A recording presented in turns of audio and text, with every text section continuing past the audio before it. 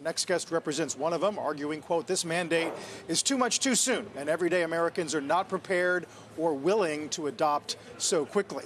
Let's bring in Paul LaRochelle, Sheehy Auto Stores Vice President. They sell vehicles from a dozen brands in Virginia, Maryland, and Washington, D.C. Paul, thanks for being with us. We talked about your letter when it was originally made public. Any meaningful response from the administration?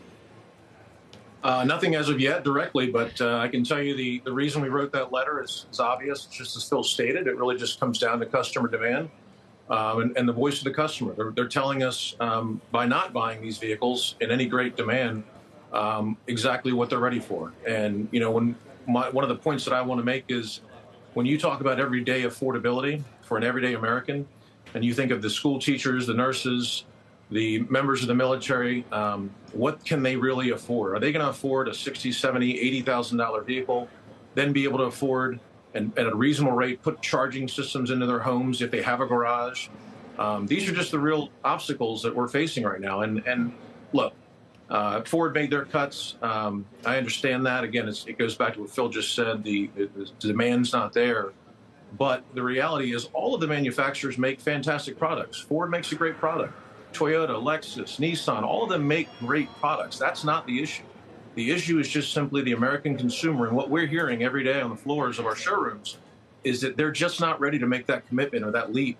The range anxiety is one other huge factor that a lot of our consumers are stressful with right now. And again, living in the D.C.-Baltimore market where we have the 495 Beltway, I would certainly say it's a good concern to have when you're not sure if you're going to have that ability to charge your vehicle when you get to your point of destination, whether that's work or somewhere else. Right. The infrastructure is just not there yet.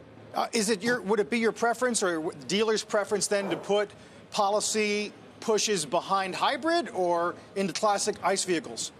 Well, I'll tell you, the demand for hybrid, plug-in hybrids, those are very viable options that still do exactly what we're all in agreement to do. We want to make vehicles that don't pollute, that don't have high carbon output.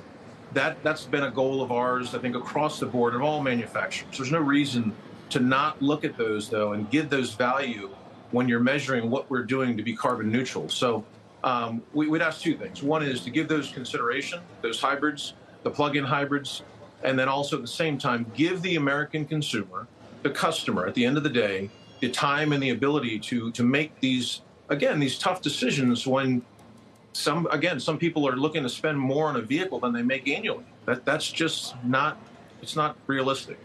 You know what was surprising to some was Mary Barr's comments out of GM that even their long-term targets of full electrification of the fleet might be in question if the consumer doesn't follow. Do you believe 10, 15 years out, we will not see widespread adoption of electric? It might be something else?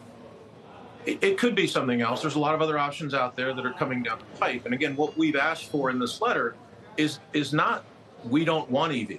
It's that, again, we've got to let the organic customer demand. The customers are going to naturally migrate to other ways, not just ICE engines. And as they did with hybrid, when the hybrid engines first came out, there was a very slow adoption rate. But I think now we're seeing more and more people turn to those. It's a great alternative. It does, again, tremendous effects in taking carbon out of the environment.